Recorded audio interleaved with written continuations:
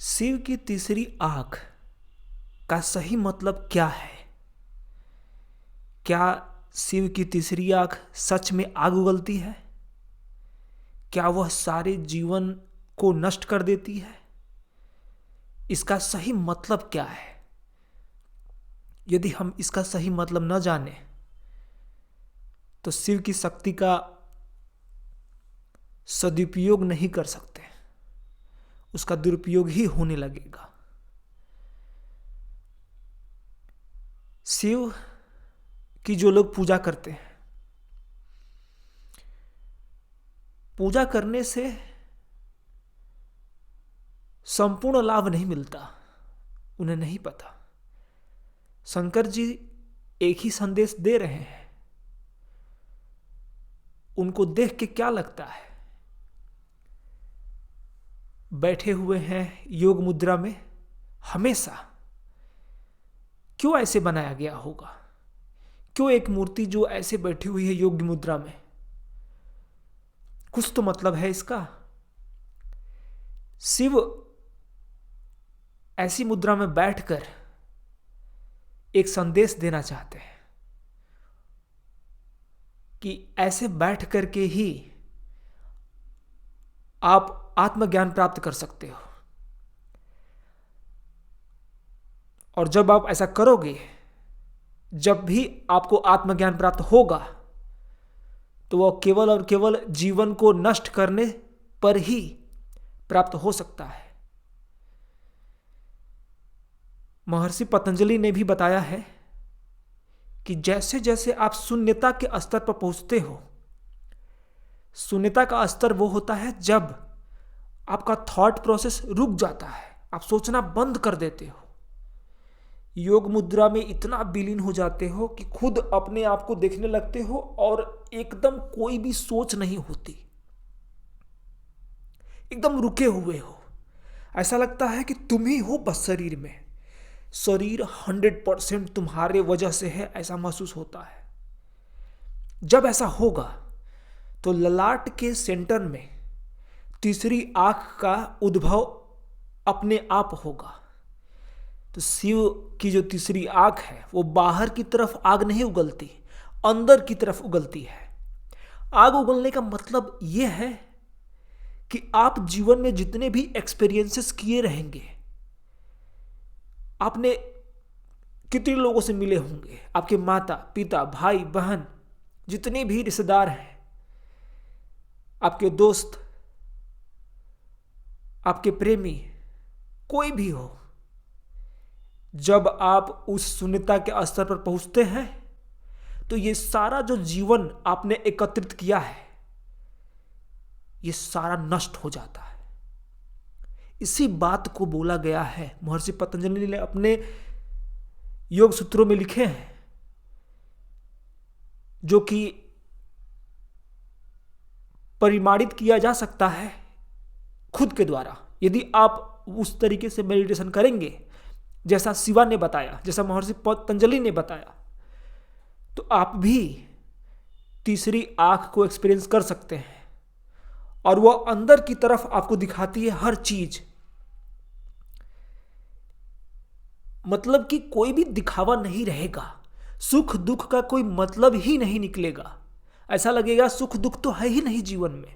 और सच बात है यही, सुख दुख प्रकृति के द्वारा बनाया गया एक ऐसा खेल है जो मनुष्य नहीं जान सकता जब तक कि वो आत्मज्ञान को प्राप्त न हो जाए। जैसे हमारी शादी होती है, हम शादी बच्चा पैदा करने के लिए थोड़े करते हैं, हमें तो कुछ और चाहिए होता है। उसी प्लेजर को, वही जो आपका आनंद है जिस पाने के लिए आप शादी करना चाहते हो, वो एक छलावा है, वो एक दिखावा है, लेकिन आप उसको देख नहीं पाते। और ये प्रकृति का ऐसा खेल है कि उसमें फंस जाते हो आप, और उसका बाय प्रोडक्ट होता है एक नई प्रकृति, मतलब आपका बेटा। इसी चीज को दिखाने लगती है तीसरी आंख। सुख दुख ये केवल आपके सोचने से होता है, आपको ये पता चल जाता है, आपको दिख जाता है। जब कोई आप मूवी देखोगे, कोई वीडियो देखोगे, तो आपको लगेगा कि ये वीडियो में कुछ चीजें चल रही हैं, उसमें खो नहीं जाओगे। तीसरी आंख दिखाएगी कि एक कैमरामैन भी है, उसको तो देख लो। तो कैमरामैन आपको दिखाई देगा। वो कैमरामैन जिस एंगल से वीडियो देख रहा होगा, वीडियो खींच रहा होगा, आप उस कैमरेमैन के अंदर माइंड में घुस सकते हैं। तो तीसरी आंख दिखाएगी आपको सच। यही एक जरिया है जिससे आप सत्य को सही तरीके से, इस जीवन को सही तरीके से एक्सपीरियंस कर सकते हैं। जब ऐसा होगा तो आपको कोई ठग नहीं सकता, आपको कोई मूर्ख नहीं बना सकता, यहां तक कि प्रकृति भी आपको मूर्ख नहीं बना सकती, क्योंकि प्रकृति तो आप ही हो।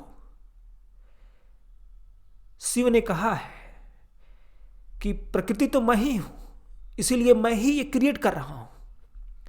इसीलिए बचपन से हम लोग पढ़ते आ रहे हैं और सीखते आ रहे हैं कि शंकर जी ही इस दुनिया को बनाया है।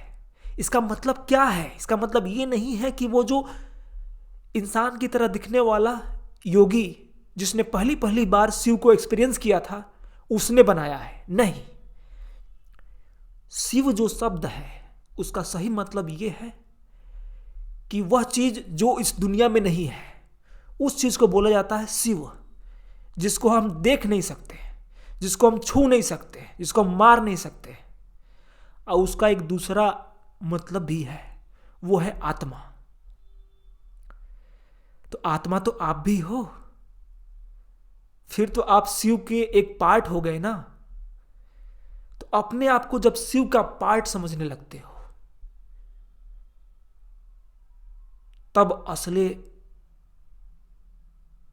तीसरी आंख का उद्भव होता है और ये अंदर की तरह खुल करके अंदर के सारे विकारों को नष्ट कर देती है। केवल यही एक ऐसी स्थिति होगी योग मुद्रा के शून्यता स्तर वाली, जब आप सारे दुखों को, सारे सुखों को, everything will be destroyed, completely खत्म हो जाएगा, आपके जीवन से नष्ट हो जाएगा। ये ऐसी अनुभूति है केवल योगा करने वाला इंसान जो शून्यता के स्तर पर पहुंचा है, केवल वही अनुभव कर सकता है।